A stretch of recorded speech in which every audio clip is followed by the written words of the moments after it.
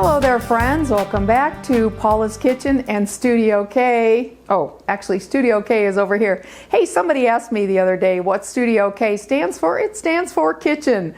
It's back from when we did Scotchmas last year and we filmed in every room in the house. We gave them all names. So here we are in Studio K.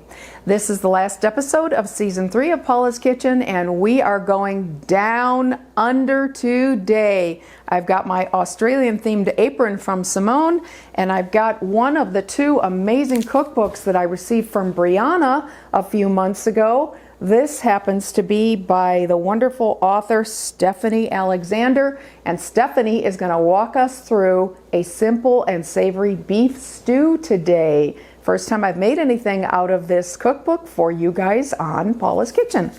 So let's talk ingredients for this savory beef stew. We're going to start with a big old beautiful piece of chuck.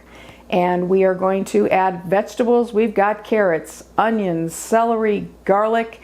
And then for the liquids, we've got some beef stock, some wine. We're going to mush up some canned tomatoes, salt and pepper, and the secret and most important ingredient is Spanish paprika. Stephanie specifically calls out that the paprika is the secret to success in this recipe. I happen to have Spanish paprika because a couple months ago I was on Paula's Kitchen. Something called for paprika. I didn't have it. I just mentioned it in an offhand way. Boom! A couple days later, this comes in the mail from our patron Denise in Utah. She sent me Spanish paprika. Really excited to use it in this recipe. Now, this is really great because there's no cooking on the stove. You just put the whole thing together and it bakes. Super simple. So I'm excited to get going on this. Let's get started.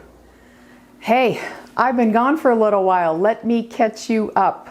First of all, I turned my oven on to 180 degrees Celsius, which is about 355 degrees Fahrenheit.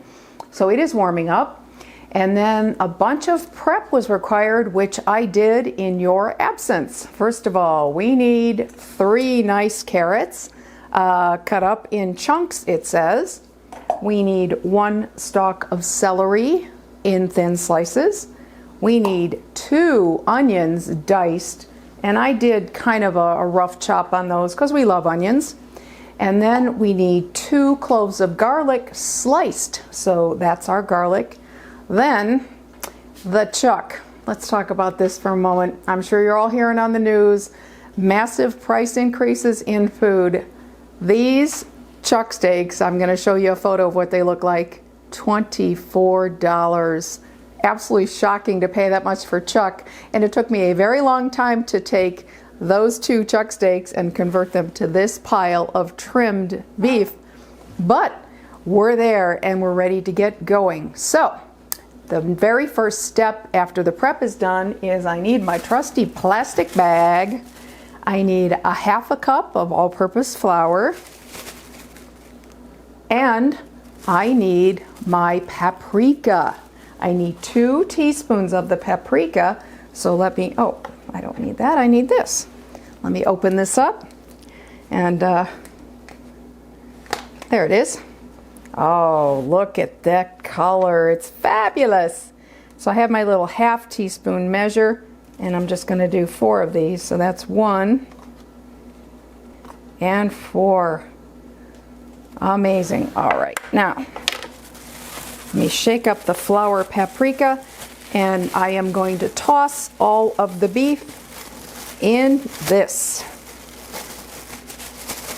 And then, as I said, the whole thing bakes in the oven. So I have my absolute favorite baking bowl here. It stood the test of time. It's 1,000,000 years old. So let me get this beef shaken, not stirred, and tossed in the bowl. So I'll just do a little handful at a time. Wow, Cameraman Dale, can you smell that paprika? I can. It's amazing. All right, so I'm just going to dust these off, and they're going in my bowl. All right, well, you get the idea. So let me get all of this dusted with the flour paprika mixture, and I'll be back for the next step. All right, friends, take a look in the overhead camera. All of the meat has been shaken and it's in my favorite roasting bowl. So let me set that aside for a second. And the next step is we need to kind of mush our tomatoes the littlest bit. So I have, oh, you know what? Stop the presses. I forgot to tell you how much beef you need for the recipe. It actually calls for 1.5 kilograms or about 3 1/3 pounds. And believe it or not, yesterday at my grocery store, I got a package of chuck that was 3 1/3 pounds. So that was a lucky one. I need a 14-ounce can, or let me check, I think it's 400 grams of peeled tomatoes. So I have those, and we just have to smush them a little bit. I'm just going to use a potato masher to do that. You could whiz it in a food processor, but honestly that seems like too much work. I'm just going to mush them a little bit with a potato masher because they're obviously going to cook down into nothing in the oven. And now it's time for me to measure out a couple of liquids. I'm going to measure out the wine and the beef stock, and we are going to put this thing together. You don't believe how quickly this is going to go. So let me do that measuring. Be right back. Ready to assemble everything. First thing we need to do is take our mushed up tomatoes and put those in with the meat. Give that a stir. Got my spurtle ready to just lift up a little bit on that. I don't want to knock the flour off the meat, so we'll just gently incorporate that. Then I'm going to put in all my vegetables. That is my 3 carrots and my celery, 1 stalk of celery, those 2 onions, super strong those onions, and last but not least the garlic, 2 cloves of garlic sliced. Now, the liquids. I have just regular beef stock that I purchased at the grocery store. So I need 1 cup of the beef stock. And last, a glass of white or red wine. So I chose white. This is Chardonnay. And when they say a glass, I did a glass. And then there's no metric on the salt and pepper, so I'm just going to put a generous bunch of salt on there and an equally generous bunch of pepper because we're big fans of fresh ground pepper. And the big stir. And according to Stephanie's recipe, the meat and vegetables should be almost covered with liquid. And if you're looking at this in the overhead camera, that's pretty much what you're seeing. They're almost covered with liquid. Okay, this isn't even cooked yet, and I am like, I can't wait. I love one dish meals and I love beef stew. Typically I would make beef stew in a crock pot. So I'm really intrigued by baking this in the oven. This is going to feed 20 people. As usual. You guys want to come over for dinner? We're going to have plenty. All right, so I just have to prep it to go in the oven. It's going to bake for 2 hours. So let me go grab my foil, and I need a piece of parchment paper. Be right back. Stephanie's recipe calls for us to lay a piece of baking paper right on top of the food. So I cut a piece of parchment paper roughly the size of my bowl. So I'm going to do that. And then this bowl does not have a lid, so I have some heavy-duty aluminum foil that I'm going to use to cover this tightly. And we're going to check it after 2 hours to see if the meat is tender. If it's not, we can continue baking a little bit longer. But we're ready to go. Come on.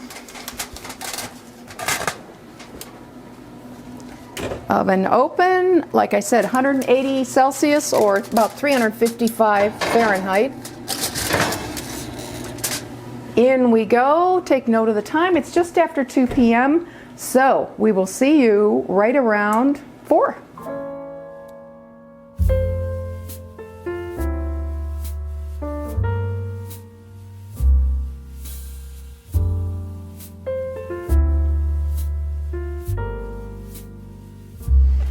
Well, hey, 2 hours later, I pulled that out of the oven and I tasted one of the chunks of beef. Chuck is not super tender, but it's definitely done, and we are ready to chow down on this. I'll tell you what, hearty. It Beautiful. smells fantastic. I think it's the paprika. Yeah. It's a smell we're not used to, and it sort of made a little bit of a gravy because of the flour. So I just want to taste the gravy and the veggies, the onions and the tomatoes. Little piece of beef. Oh, now that's a taste I've never had before. Do you agree? Wow. Yeah. What is it? I'm tasting. It's Is it the paprika? only flavoring is paprika Wow. and salt and pepper. Wow, that is so hearty and That's good. really something. So Stephanie recommends that you serve it with, get this, a side of yogurt and dill pickled cucumbers. Well, I didn't go that far, but I did the yogurt and some chilled fresh fruit, which I thought would be great to kind of offset. And Nice of course, biscuit. some Hawaiian sweet rolls, King's Hawaiian. We love those. And I thought that would be great with a hearty stew. All right. All right. Another shot. Yeah, let me grab a hunk of the beef now. I gotta get some carrots. Wow. It's super hot. Yeah, sometimes, as you know, when we're frantically running around and getting ready to sit down and eat, the food isn't quite as hot as it could be, but this literally just came out of the oven. That's really good. That is really, really good. I will say, excuse me, the meat's a little bit tough, but I think that's because It's chuck. it's yeah. chuck. Yeah. But the veggies are hearty and delicious. The meat, the flavor is amazing, and I love this gravy. I want to dip my roll into it, but I'm going to wait till we turn the camera off. And this is from Australia. Yes, actually, the recipe comes from an Australian cook. So thank you so much, Brianna, for sending us the recipe books. Big thumbs up. Yeah, I'm gonna I like chow it. down. We're going to chow down. Hey, if you're not subscribed, please subscribe. Don't forget to hit that notification button. Anything you want to tell these people that's coming up, Paula? I do. Starting tomorrow, 24 days of Scotchmas. That means a video from us every single day on our channel up to and including Christmas Day. Don't miss it. All right. Hope you had a good time. We'll see you next time. Bye, Bye, everyone. everybody.